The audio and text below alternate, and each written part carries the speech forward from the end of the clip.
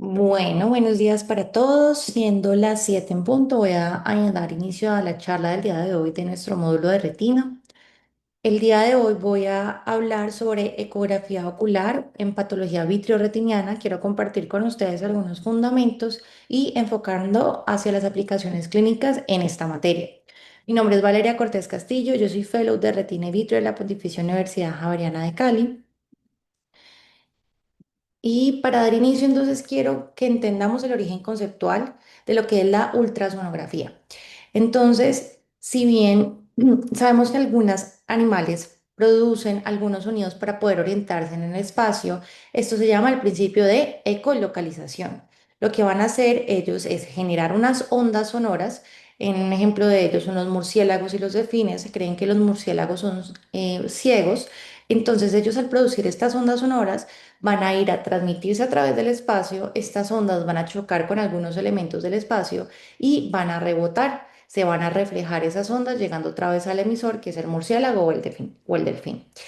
Así, estos animales se pueden localizar en el espacio, pueden saber las distancias que hay entre un punto A y un punto B, pueden saber dónde está su presa y pueden moverse en el espacio y también identificar algunos obstáculos. De ahí nació la idea de utilizar esto para utilizarlo en medicina.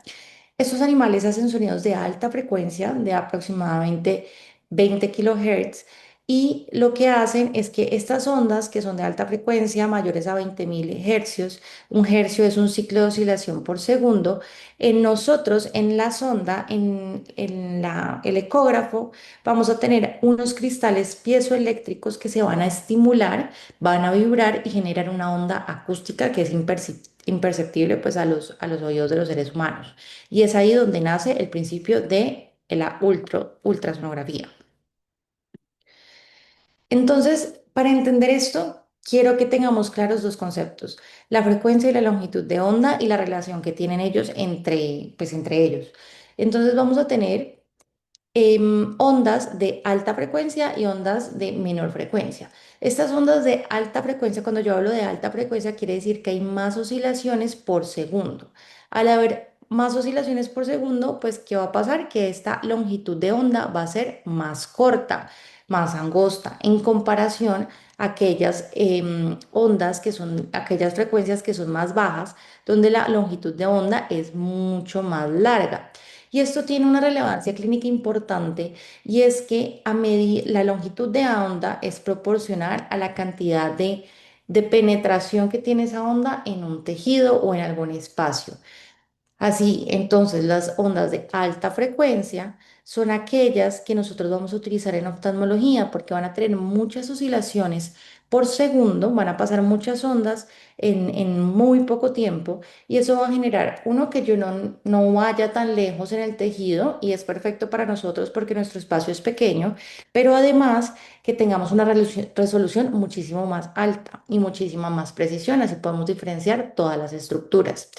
Ahora, las longitudes de onda que son más largas o que tengamos una frecuencia más baja, son necesarias en aquellos exámenes que necesitamos ir más profundo en los tejidos. Y esos son, por ejemplo, una ecografía abdominal. Así entonces, la frecuencia y la longitud de onda tienen una relación inversa.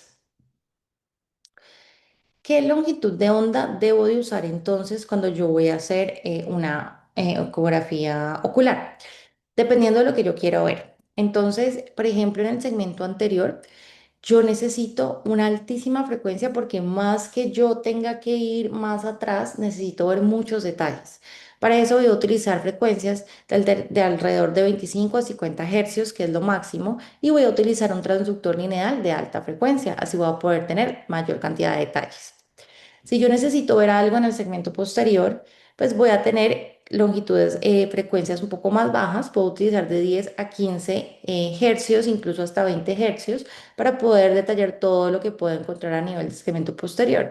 Y si ya quiero irme un poco más atrás, pues le voy bajando esa frecuencia para que la longitud de onda se haga un poquito más larga, y podemos ir hasta 10 hercios.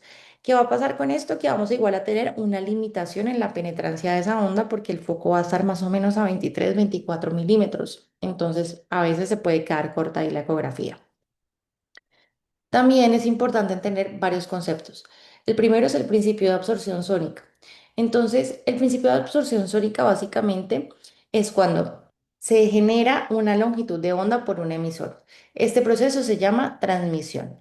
Llega a un tejido, en este caso puse el vitrio, y luego va a reflejar el sonido, choca con el vitrio y dependiendo de la densidad de este, pues se van a absorber algunos, van a pasar otras longitudes de onda para continuar con su camino o se van a reflejar. Entonces, estos reflejados es lo que nosotros le vamos a denominar ecos. Entonces, por ejemplo, aquí yo voy a dar una transmisión de sonido. Supongamos que aquí choca con esto y se van a reflejar varios ecos. Si yo me voy a otro tejido que es más denso, más compacto, más empaquetado, un ejemplo, un melanoma, donde tengo alta densidad de células malignas, voy a ver que inicialmente él va a pasar el sonido, va a generar algunos ecos reflejados, pero no van a ser tantos porque además de esto, él va a generar una absorción de estas ondas que se han dado, así que la cantidad de ecos reflejados van a ser menor. Entonces, básicamente es que el ultrasonido va a viajar, se va a absorber dentro de un tejido y se va a dar un proceso que se llama atenuación. Ya no se reflejan tantos ecos, sino que son un poco menos de los que se reflejan de acuerdo a la densidad del tejido con la que yo estoy tratando. También tenemos conceptos como son la impedancia acústica y pues precisamente aquí quería poner los ecos. Entonces, esta grafiquita nos muestra muy bien esto. La impedancia básicamente es la resistencia que hace un tejido con esas ondas que llegan para que no pasen. Entonces, como el choque que generan el tejido con esas ondas. Aquí tenemos un gráfico que nos lo muestra. Tenemos un medio uno donde no es tan diferente en densidad con el medio 2. Así que voy a mandar mis ondas sonoras, algunas van a pasar y se van a reflejar algunas pocas porque la mayoría alcanza a ser absorbida o alcanza a seguir su camino. Así, entonces los ecos o los ondas sonoras que yo voy a reflejar van a ser un poco más débiles. ¿Qué pasa si yo cambio y tengo una interfaz mucho más marcada entre un medio y el otro? Aquí vamos a verlo. En este medio uno vemos que pues no es tan denso y en el medio 3 pues ya está muchísimo más empaquetado, muchísimo más difícil que pase la onda sonora que previamente ya habíamos mandado. Entonces aquí este medio se hace una impedancia, hace una resistencia al paso de esas ondas sonoras, así que hace un rebote y los ecos van a ser más fuertes porque voy a devolver más ondas sonoras o más ecos hacia el transmisor. Entonces, aquí ya vamos a ver una gran diferencia de la impedancia entre un medio y otro. La menor parte del sonido sigue y mucho más sonido va a regresar en comparación a cuando tenemos dos medios o una interfaz que es menos diferente, que hay poca diferencia en esa resistencia o impedancia. Entonces, para decirlo, pues ya como una definición, es la habilidad que tiene un medio para resistir la transmisión del ultrasonido en virtud de su densidad. Ahora, ¿cómo vamos a hacer un B-scan? Nosotros vamos a tener varias partes para que esto se pueda ejecutar. Vamos a tener un pulser, que es un estimulador, que me va a generar un estímulo directamente a la sonda donde van a estar estos cristales piezoeléctricos que ya les había mencionado antes. Estos cristales van a ser estimulados y van a generar una vibración muy alta, generando ondas sonoras. Y aquí es donde se va a ir todas estas ondas sonoras al tejido, van a atravesar y van a generar diferentes interfaces y las ondas reflejadas o los ecos reflejados se van a devolver a un recibidor y es aquí donde se va a transformar esa energía sonora en una imagen, que va a ser una imagen bidimensional. Pero vamos a tener dos elementos que nos muestran V-Scan, que igual también lo vamos a repetir más adelante, y el A-Scan. ¿Qué es el A-Scan? Es un solo estímulo que ingresa uno solito derecho hacia el ojo y nos va a dar una visión unidimensional. Y estos ecos ya no se van a representar así como puntos brillantes, sino que se van a representar como espigas. Y aquí cada espiga va a responder a una interfase de acuerdo a lo que yo tenga en mi ojito. Entonces aquí va a responder de acuerdo a la impedancia que ya hemos hablado. Un ejemplo de esto, aquí vemos que la onda pasa derechito por a través de la córnea y cada interfaz, cada espiga me genera una localización del tejido que estoy evaluando. Entonces, esta primera espiga, vamos a ver que es el primer contacto con la córnea. Sí, el contacto de la sonda con la córnea. Ahí mismo se desdibuja uno que es la cara anterior de la córnea. Luego sigue la onda, va a pasar a la cara anterior del cristalino, pasa por la cara posterior del cristalino y llega a la cavidad vítrea. Vemos que en la cavidad vítrea pues la impedancia no es mucha, así que la onda puede pasar libremente. Generalmente tenemos un área que es hipoecogénica, es decir, no voy a ver ecos. Bueno, dependiendo de algunas patologías sí puedo verlos, pero lo normal es que no. Y acá ya llegamos a otra nueva resistencia, otro nuevo tejido que sería la retina, la retina coroides, esclera y pues ya la órbita. Y eso me van a generar diferentes niveles de reflectividad. Aquí los miramos las espigas por la reflectividad o cantidad de ecos reflejados. Entonces, este es un ejemplo de lo que pasa si lo ponemos derecho y esto es otro, si pongo la sonda abajo, que me estoy saltando la córnea, el cristalino y me voy directamente a la cavidad vítrea. Miremos que aquí tengo la primera espiga, que es la del contacto de la sonda con el tejido, y me voy únicamente, ya no tenemos las otras espigas, sino que me voy todo derechito con la cavidad vítrea hasta que me encuentro otra vez con una interfaz diferente, que va a ser la retina, coroides, esclera, y la órbita. El B-scan, por el contrario, no es solamente una longitud de onda, sino que me va a generar varias longitudes de onda, permitiendo que yo saque como una tajada, una porción del tejido que yo voy a evaluar. Y gracias a esto es que yo puedo tener una imagen bidimensional de lo que estamos hablando. Entonces, aquí ya los ecos o las ondas reflejadas no van a ser espigas como las del A-scan, que además, se me olvidó decir, que como esto va a medir la velocidad y la distancia.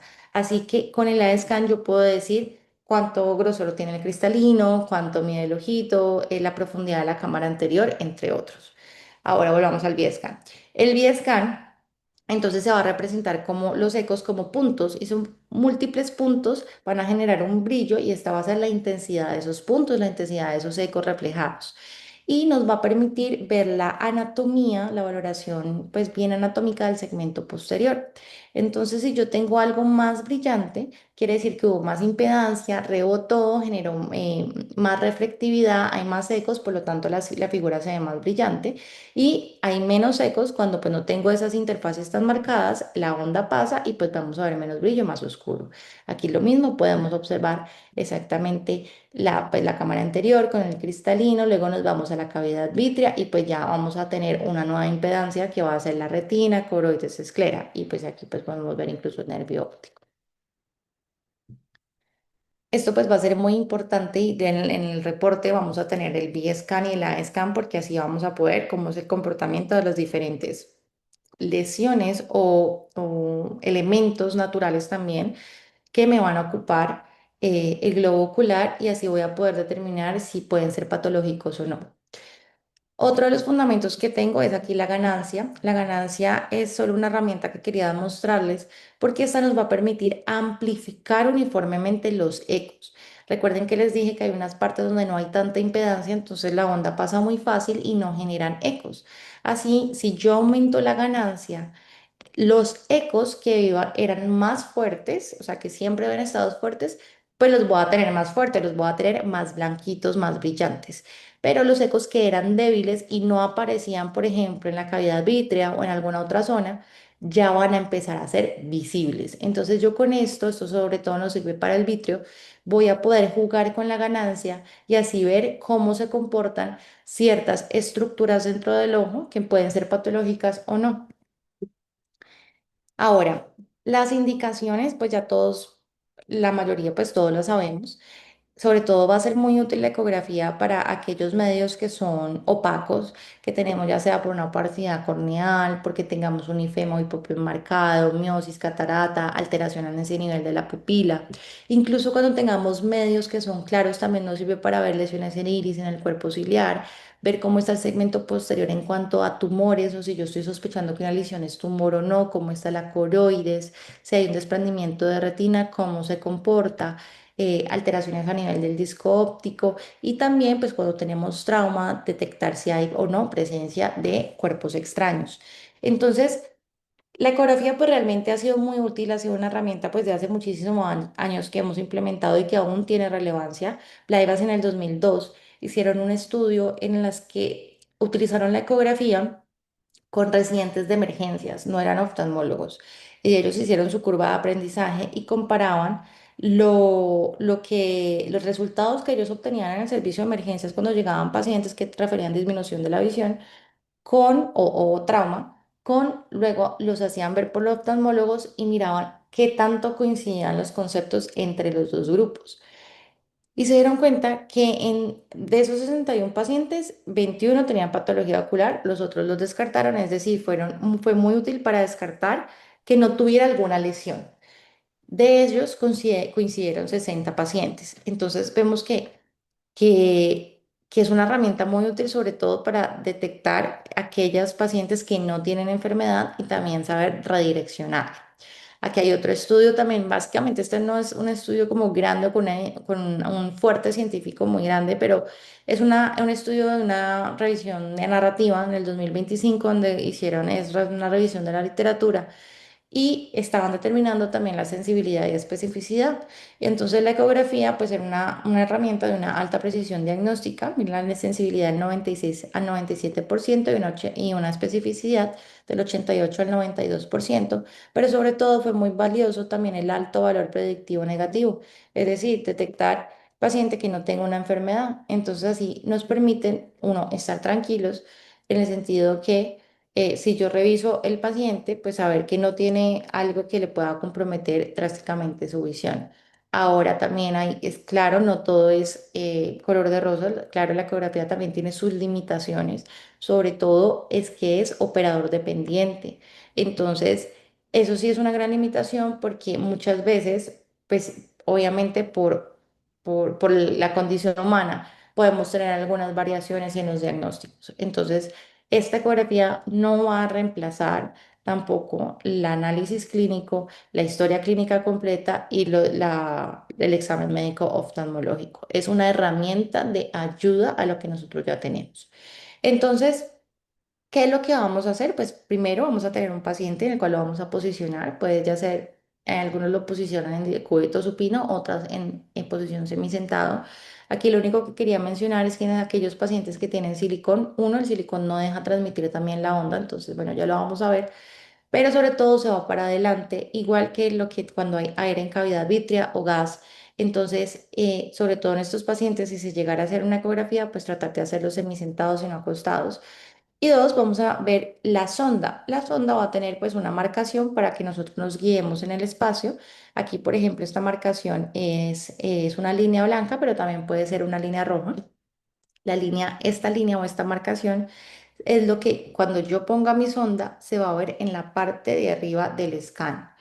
Vamos a tener varios cortes con los que yo voy a poder hacer un barrido y con los que yo voy a poder identificar las distintas lesiones que hay en estos pacientes. Vamos a tener el corte axial, transversal y longitudinal y básicamente esto difiere de acuerdo a la posición en la que yo pongo la sonda. Entonces aquí pues lo que hice fue tomar tres ojitos y la sonda, la parte de que tiene el punto rojo es como la marca que les dije previamente.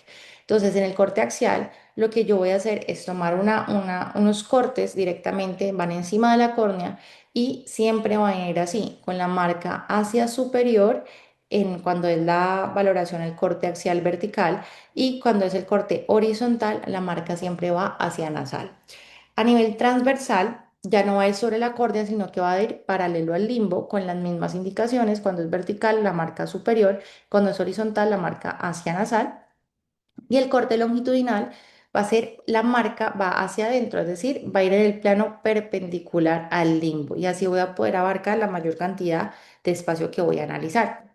Entonces aquí quería mostrarles un corte axial vertical. La sonda va directo en la córnea, como les estaba mencionando, y esto es lo que nosotros vamos a observar. Aquí lo trasladé a un fondo de ojo, donde vamos a ver lo que vamos a ver está en la línea blanca. Entonces, si yo pongo la sonda, la marca hacia arriba, lo que yo voy a ver arriba en el scan van a ser mis 12 y abajo van a ser mis 6. Y entre ellas, entre las 2 y las 6, como estamos aquí en la línea blanca, que es todo el centro, vamos a ver pues el nervio óptico. Vamos ahora al escan horizontal, al corte axial horizontal, que también es lo mismo, la línea blanca. Aquí ya voy a poder ver la mácula. Entonces, recordemos que la sonda, la marca la va a poner hacia nasal. Al ponerlo hacia nasal, entonces lo que voy a ver arriba en mi imagen de mi scan va a ser la porción nasal. Por tanto, voy a ver mi nervio óptico. Aquí vamos a poder ver también abajo, por lo tanto, la inserción del recto lateral. Pero estamos en un corte horizontal, o sea, estamos así y así. Entre ellos, pues vamos a ver la mácula. En el corte transversal, pues como ya les mencioné, es un corte que va paralelo al limbo. Entonces vamos a ir determinando, ya nos vamos a ir menos en el centro y vamos a empezar ahí como en el polo posterior, terminando el polo posterior. Y la ventaja de este corte es que yo voy a poder mover la sonda para poder abarcar más espacio, que ya se los voy a mencionar. Entonces, esto es lo que nosotros vamos a ver en un corte transversal, por ejemplo cuando lo ponemos a nivel de los lados, nasal o temporal. En este corte transversal, pues yo puedo decir al paciente que mire hacia arriba y o hacia abajo o hacia los lados para poder determinar mayor cantidad de espacio que yo voy a analizar. Entonces, por ejemplo, aquí tenemos un paciente al que yo le voy a poner la sonda abajo. Cuando yo la pongo abajo, quiere decir que estoy viendo arriba y la marca está nasal. Entonces, ¿qué es lo que voy a estar observando acá? Voy a estar observando que si mi marca está nasal acá, quiere decir que lo que yo voy a ver arriba en mi scan es nasal, es decir, son las 3 y por lo tanto lo que está abajo es el lado contrario, que son las 9 y aquí están las 12. Entonces yo lo que estoy tratando de evaluar en mi retina es esta sección de acá. Es esta parte de acá. Esto es una retina que estaba completamente sana. Este de acá, fotografía de abajo, es un ejemplo como si la retina hubiera tenido una lesión a nivel de las 12 que se puede ver en este mismo corte. Ahora lo que les mencionaba de moverse hacia abajo, hacia el fornix, nos va a permitir abarcar más área. Entonces lo que yo voy a hacer es este movimiento, tomar la sonda, irla bajando, bajando de a poco para irme anteriorizando el corte que yo voy a ver. Entonces, por ejemplo, el mismo corte que ya hemos visto, estábamos viéndolo en polo posterior. Si yo me voy un poquito más abajo, pues la onda va a ir más arriba, o sea, va a ir más arriba y se va haciendo más anterior. Aquí ya voy más o menos en el ecuador. Y si ya me voy al fornix abajo, abajo, voy a poder ver bien la periferia de las dos. Ahora el corte longitudinal. El corte longitudinal, pues vamos a ver que esto es perpendicular al limbo. Así está la manera del corte que vamos a tomar. Es parecido al que es axial horizontal, pero no me abarca el nervio, sino que ya me va a llegar un poco más hacia la periferia. Ya nos vamos saliendo un poquito más del polo posterior. Eso es un ejemplo de este corte. Entonces, por ejemplo, aquí yo voy a poner mi sonda a nivel perpendicular en la hora de abajo. Por lo tanto, hacia donde yo estoy poniendo mi sonda van a ser mis 12 y, eh, y por el contrario, pues van a ser mis 6. Entonces, ahí voy a poder observar las distintas lesiones longitudinales, verticales de toda esa área que no había abarcado con los otros cortes. Esos básicamente los cortes que tenemos. Vamos a hablar entonces de algunos parámetros que se van a evaluar en esto. La reflectividad la vamos a ver con el E-scan, el A-scan sobre todo, aunque también lo vemos con el B-scan, pero con el A-scan podemos ver las espigas de qué tan reflectivo no es una lesión o es un medio. Entonces, por ejemplo, aquí les quería mostrar los diferentes niveles de reflectividad.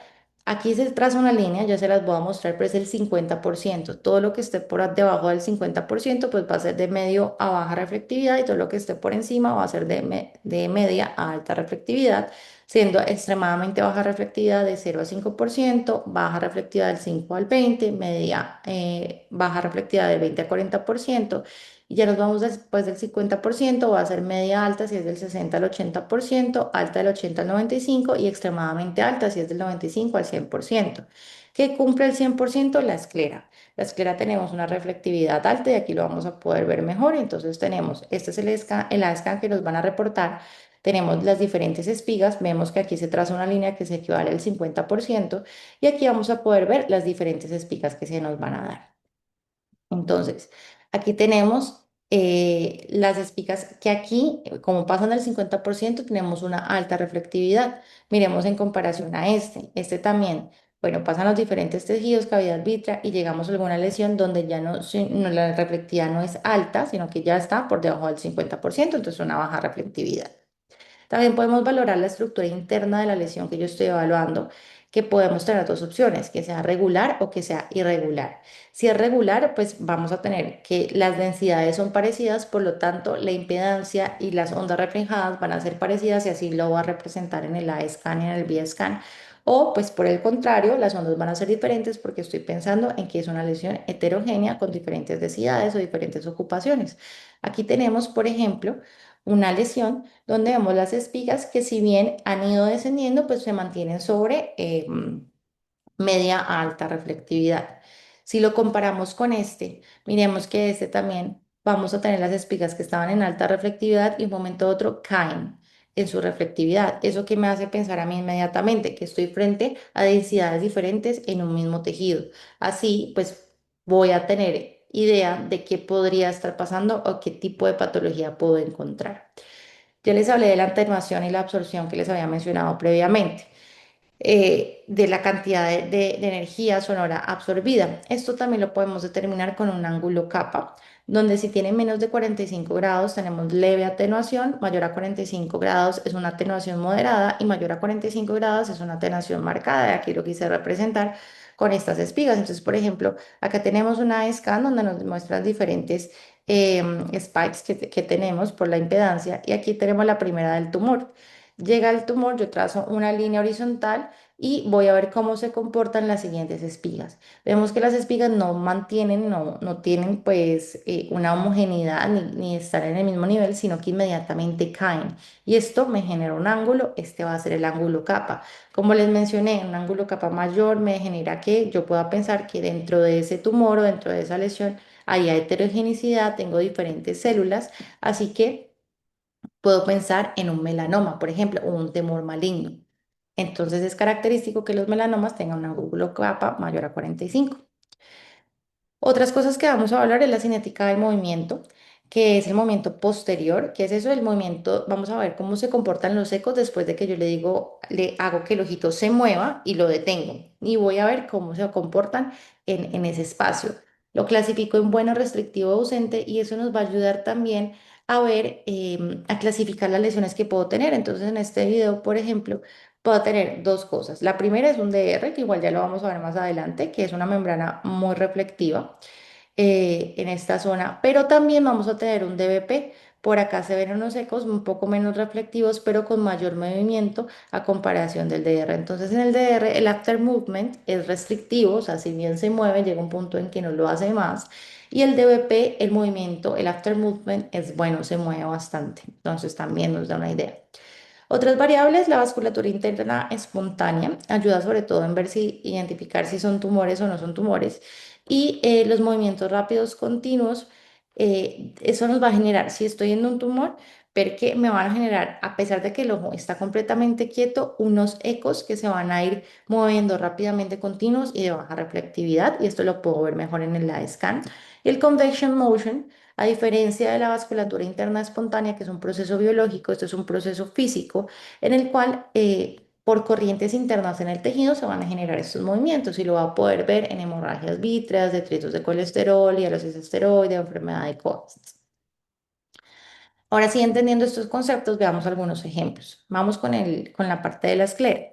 Aquí quería traer bueno, las patologías que podemos encontrar en la ecografía son infinitas, son muchísimas. Traté como de traerlas como las que más vemos, las más relevantes en nuestro día a día. Entonces, aquí quería diferenciar dos entidades, por ejemplo, el estafiloma posterior. El estafiloma va a ser una protrusión que es adquirida en la pared ocular y está asociado generalmente a alta miopía. ¿Qué vamos a ver nosotros en la ecografía? Que hay una deformación del contorno de la esclera, pero aquí vamos a ver retina, esclera, coroides completamente pegaditas, todas van en un mismo conjunto con esa elongación del globo ocular, pero es continuo y la curvatura pues la vamos a ver aumentada. Vámonos para el coloboma. El coloboma, a diferencia del estafiloma, pues ya es una anomalía congénita secundaria, un defecto en el desarrollo, ¿no? Por el cierre de la fisura embrionaria. Y ecográficamente lo vamos a ver como una excavación, como una cavitación que vamos a encontrar en el B-scan. A diferencia del estafiloma, aquí viene retina, coroides, esclera, pero llega un momento que ya es discontinuo y se presenta una cavitación inmediatamente. Entonces, eso hace pues que yo pueda tener más o menos idea en lo que voy a hacer, en qué patologías estoy encontrando en ambas. Vámonos ahorita así con el vitrio, vamos con la cinéresis. Entonces vamos a tener condiciones normales en el vitrio que generalmente pues podemos encontrar. En ejemplo, es que sea anecoico, es decir, no tengo ecos a nivel de la cavidad vítrea, se observa completamente negro y en el B-scan, en el A-scan miremos la espiga, cavidad vítrea sin ecos y pues ya los tenemos en contacto con retina, esclera, coloides que me generan una impedancia y por lo tanto unas espigas. Cuando ocurre la cinéresis hay un proceso de degeneración del vitrio en la que se va a producir una separación en la porción gelatinosa del vitrio y es su componente como licuefacto.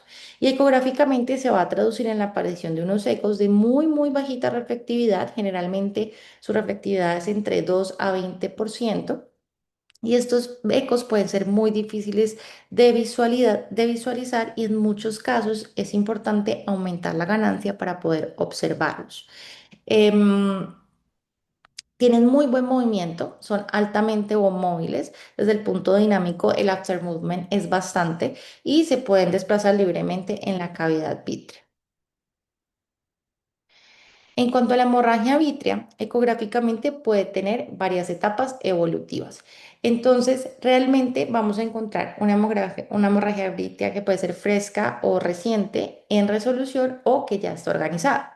En la hemorragia vítrea fresca o reciente, la sangre va a estar dispersa, vamos a tener varios puntos de ecos en la cavidad muy finos y puntiformes, de hecho le llamaban como dusting, como el polvo que estaba ahí en la cavidad vítrea y son altísimamente móviles. También tienen, no están móviles como el DBP, pero sí son móviles. Y también tienen, pueden requerir este aumento de ganancia que les dije previamente para poder observarlos, porque tienen baja reflectividad. Ya cuando tenemos una hemorragia en resolución, los ecos van a ser más densos y menos móviles. Y ya cuando tenemos una hemorragia que ya está mucho más organizada, estos elementos sanguíneos se van a transformar y se pueden agrupar y volver membranas. Estas membranas pueden tener mayor consistencia y generar tracción en algunos puntos de la retina, entonces generando pues desprendimientos de retina traccionales. Entonces es muy importante pues tener esto en cuenta porque ahí también puedo tomar decisiones clínicas diciendo yo ya pues creo que sí voy a operar a este paciente para evitar que tengamos otro tipo de complicaciones. En este video, por ejemplo, pues lo mismo vamos a ver algunos ecos son muy chiquiticos em, que se van a mover ahí en la cavidad vítrea y pues con el aumento de ganancia nos puede ayudar. Miremos que la reflectividad aquí en las espigas es bastante baja. Ahora, la hemorragia subhialoidea. En esta foto, por ejemplo, es un paciente que además de que tiene un DBP, que es claro, también tiene una hemorragia a nivel de la hialoides posterior, está detrás de la hialoides, por delante de la retina, y vamos a ver ese dusting, estos puntos muy chiquiticos que son de una reflectividad baja o media, pero pues vemos que están ahí muy organizaditos. Y a diferencia de la hemorragia vítrea, estos no son tan móviles, no generan como esta agrupación o coágulos que se puede generar en la hemorragia vítrea. ¿Por qué? Porque estoy en un espacio bastante, pues, mucho más reducido. Em, bueno, esto sí ya se los mencioné. La hialosis asteroide, entonces la hialosis asteroide va a ser una condición degenerativa que está causada por esta presencia de depósitos de calcio o fosfolípidos que se encuentran dentro del vitrio. Entonces en el B-scan yo voy a ver estos puntos que se ven como múltiples ecos puntiformes, pero son con una altísima reflectividad, que son homogéneos y alcanzan incluso a llegar a reflectividades del 100%, del 50 al 100% como pues lo es la esclera, por ejemplo. Entonces, cuando vemos estos puntos que son tan hiperreflectivos y si nos vamos a la scan, miremos cómo son bastante, tenemos una reflectividad bastante alta, pasa por encima del 50%, pues es un hallazgo muy característico de la hialosis a esteroide. También hay algo que pasa con la hialosis, es que cuando pasa en la longitud de onda al chocarse con esos cristales, también genera una atenuación posterior porque absorbe la onda y no es que no haya vitrio, no es que aquí, por ejemplo, esta caída de las espigas que no haya nada, sino que generan esta sombra por la atenuación y eso también es muy característico de la hialosis asteroide. Dinámicamente los ecos van a mostrar bastante movilidad, pero tienen una distribución, van todos juntos como uniforme, lo que nos ayuda también a diferenciarlos de otras entidades como el hemovitrio y la sinéresis. El silicón también pareció importante traerlo porque pues tenemos también bastantes pacientes en posoperatorios que lo tienen. Entonces, ¿qué va a pasar con el silicón? Tiene un comportamiento característico con la interacción que tiene con el ultrasonido.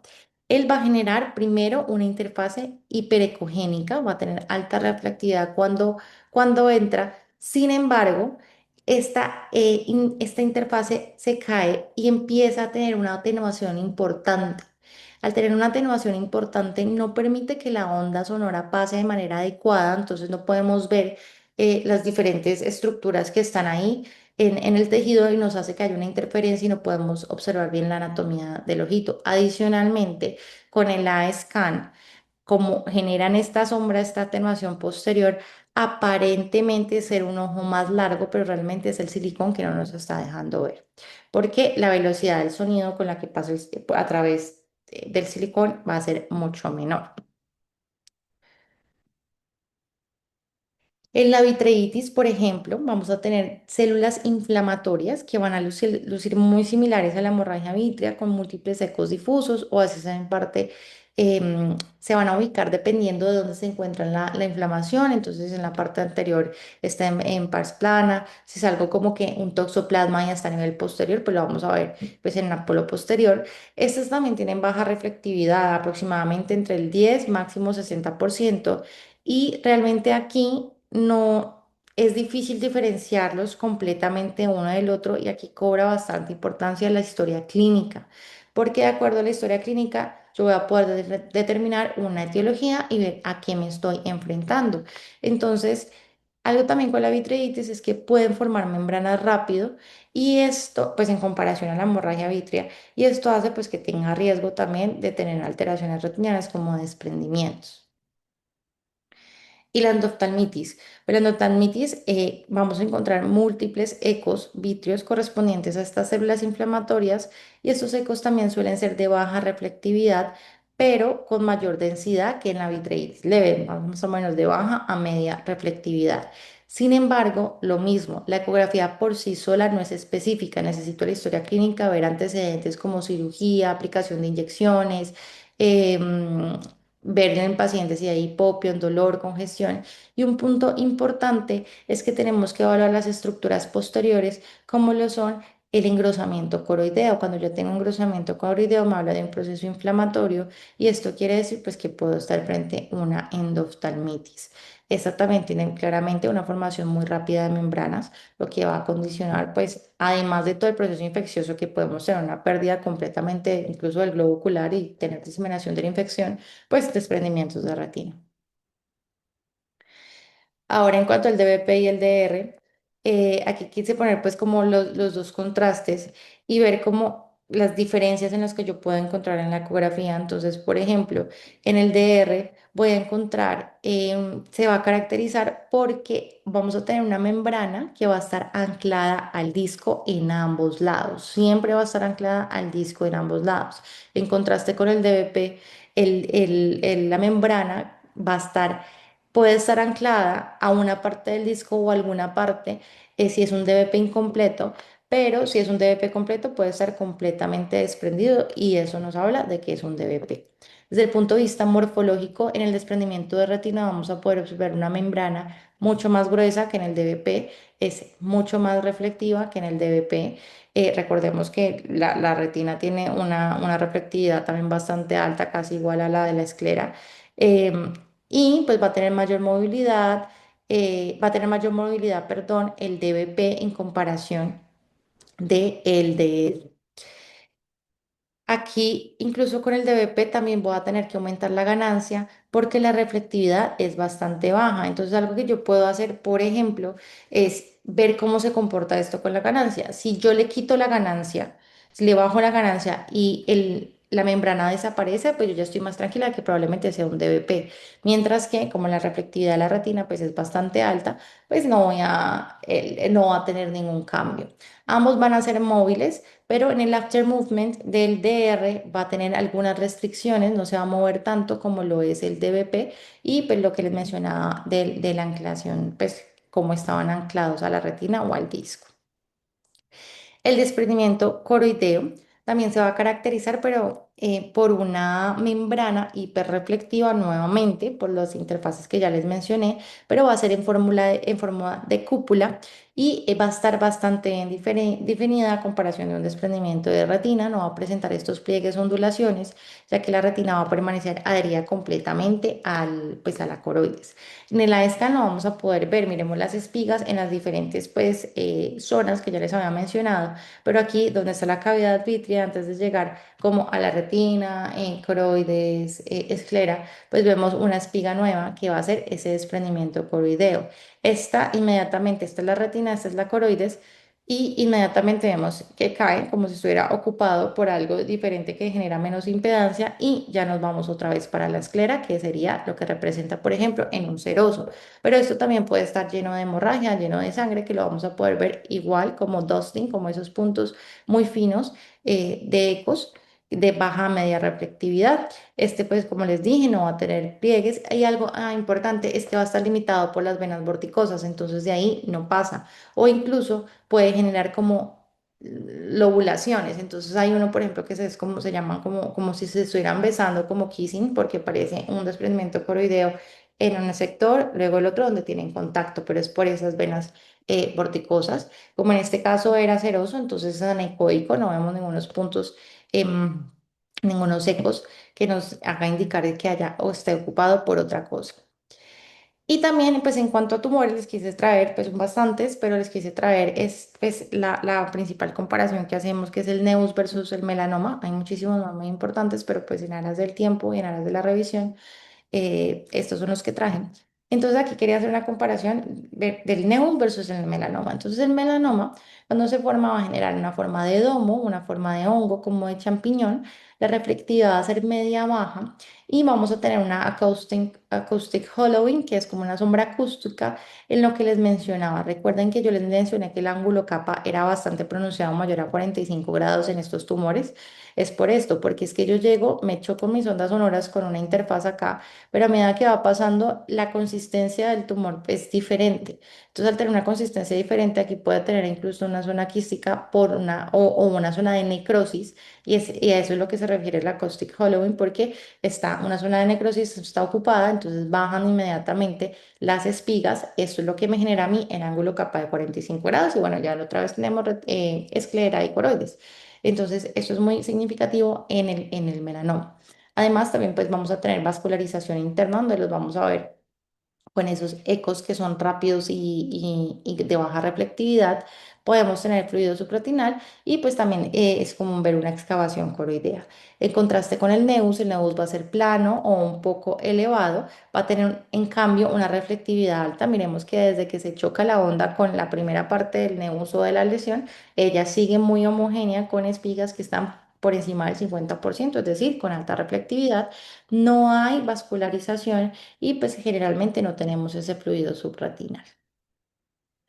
Bueno, entonces en cuanto a las conclusiones, lo que ya les he mencionado toda la charla, la ecografía es una herramienta muy útil que nos va a permitir distinguir entre algunas lesiones, en algunas patologías, cómo está la estructura y anatomía interna del ojo, y podemos tomar decisiones. Sin embargo, y pues esa es una herramienta muy chévere porque es un examen no invasivo, pero esto no reemplaza la historia clínica ni el examen oftalmológico completo. Se debe utilizar como un ayudante a lo que nosotros ya estamos conociendo, a lo que nosotros ya sabemos del paciente, y según esto tomar las decisiones respecto a la evolución clínica de este paciente o lo que nosotros estemos observando. Esto es lo que quería compartir el día de hoy. No sé si tengan alguna pregunta o comentario. Muchas gracias, Valeria. Una revisión básica muy completa, creo que es muy valiosa para los residentes que están empezando para que entiendan el valor de la ecografía. Yo siempre en el fellow tuve el criterio de que el fellow debería aprender ecografía y de hecho tenemos una rotación por ecografía y la idea es que el fellow haga las ecografías y haga las ecografías de sus pacientes.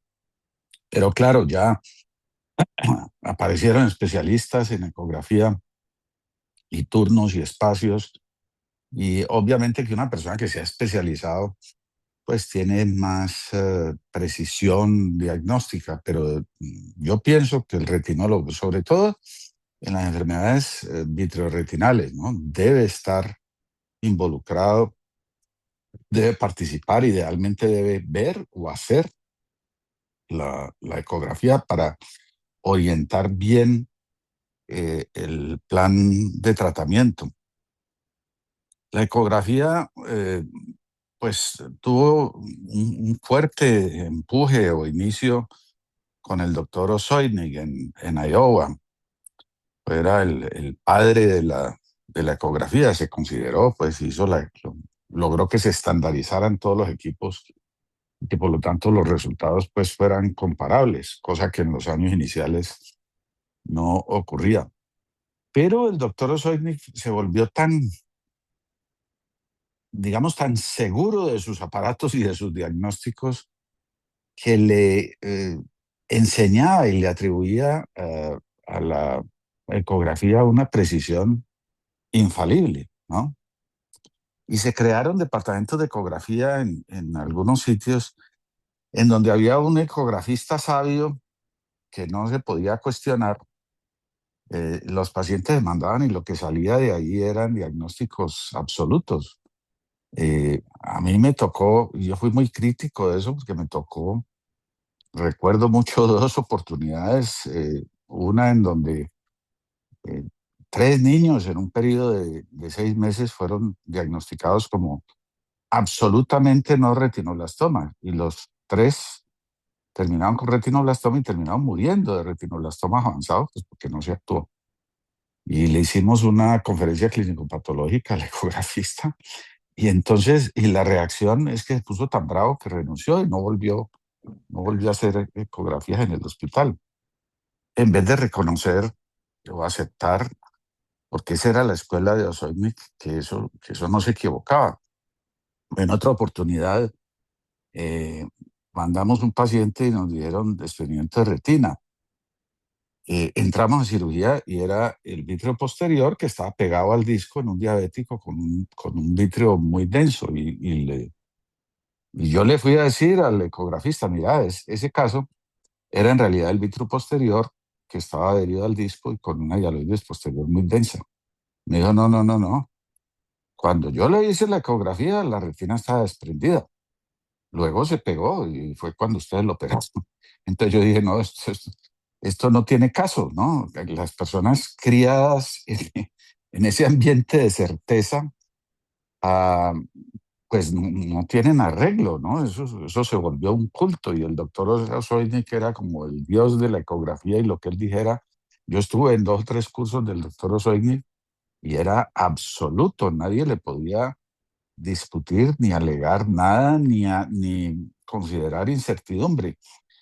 Afortunadamente esa escuela ya pasó y yo creo que todas las generaciones de ahora se forman en que la ecografía es muy útil, muy valiosa, da mucha información. Es un examen, como mostró Valeria muy claramente, operador dependiente. Es un examen dinámico en donde lo que uno haga con su manito determina qué se ve y cómo se ve.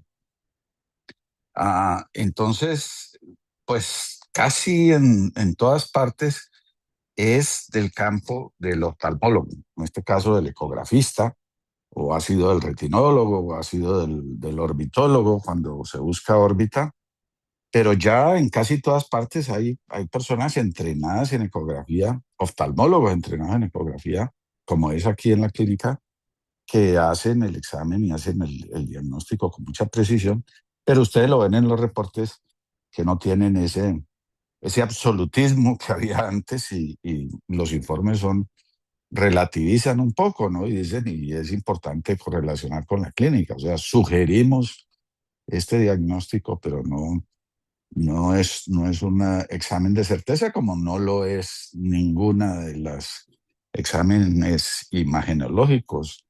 Certeza no, puede que lleguen al 95, 98% de precisión, pero siempre habrá un porcentaje de casos que se escapan o que se dificulta la precisión diagnóstica y hay que tener eso en cuenta.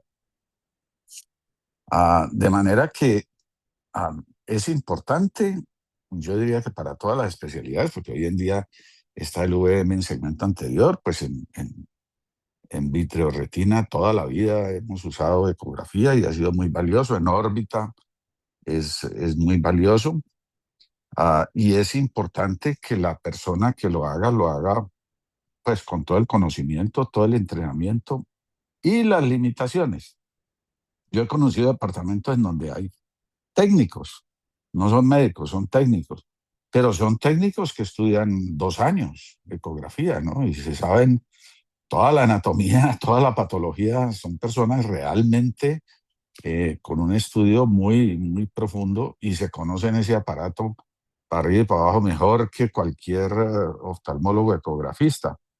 Eso también es posible tener un técnico que, que sea el que orienta y hace los diagnósticos. Entonces, valoren la ecografía y entiendan las limitaciones. Si hay preguntas, desde luego que es un tema muy amplio. Hay cursos de ecografía que demoran todo un día, ¿no? Sí. O 2 días enteros haciendo ecografía.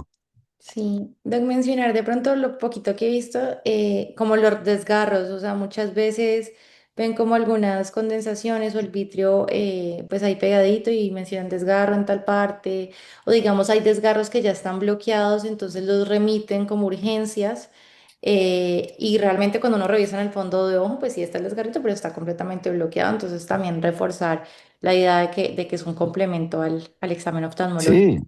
Sí, sí, es así, pero pues a mí me parece válido que el ecografista sugiera De que hay acuerdo. un desgarro porque pues si uno no lo ha visto o si uno no está seguro, pues entonces uno mira Uno esa entra área, a ese sector. buscar, Si le claro. dicen hay un desgarro a las dos, pues entonces mídelo usted con harto cuidado. Puede ser un desgarro tratado, puede ser una condensación vítrea, puede ser una hemorragia localizada, pero lo que ve el ecografista como una condensación en la periferia, a veces con la forma de un desgarro, pues es válido y bueno que diga, creo que hay un desgarro y ya le corresponde al clínico Vale, mirar. sí, de acuerdo. Pero pues obviamente hay que entender que ver sombras, ver manchas en un examen no es diagnóstico y ustedes lo saben por radiología, inclusive radiología muy precisa como la tomografía axial computada, la misma resonancia, ¿no? El hecho de ver sombritas, pues los radiólogos se vuelven sumamente buenos y sumamente exactos en sus diagnósticos, pero buena parte de los milagros que en el mundo circulan se derivan de errores diagnósticos. No, a mí me dijeron que tenía un cáncer en el pulmón y me agarré a prenderle velas a la Virgencita y yo no sé qué, y mire que 20 años después no tengo nada. Pues obviamente fue un error diagnóstico, Radiológico. ¿no? Eh, y eso pasa todo el tiempo, ¿no? Que la gente se vuelve muy buena y hace diagnósticos muy buenos, pero a veces se exagera en la precisión y en la confianza en el método, ¿no? Y eso es lo que en oftalmología hay que tener muy claro. Y cuando uno la participa y la hace y aprende, y por eso yo creo que en retina es muy importante que el fellow lo haga, pues se da cuenta de la dificultad y de la relatividad. En últimas, diagnóstico es una decisión que uno toma, ¿sí? Entonces, usted ve una imagen y dice, es tal cosa, pero es una decisión, ¿sí? Y puede ser esa, puede ser otra. Entonces, Pues usted tiene que saber el proceso que está involucrado en tomar esa decisión para darle el valor que es. Así es, Doc. ¿Hay alguna pregunta o algún comentario? Bueno, muchas gracias, Valeria. Muy, muy buena la revisión. Gracias, Doc. Muchas gracias a todos. Que tengan feliz día.